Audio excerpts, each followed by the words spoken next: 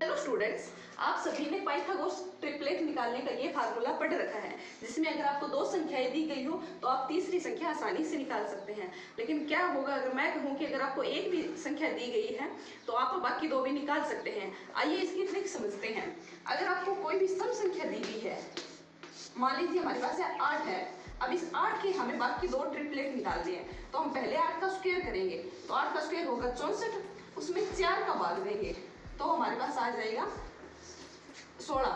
अब जो हमारे पास संख्या है उसे जस्ट पहले वाली संख्या और जस्ट बाद वाली संख्या, यानी कि 16 के पहले जस्ट 15 आता है और बाद में जस्ट 17 आता है, तो ये हमारे पास ट्रिपलेट आ गए 8 के।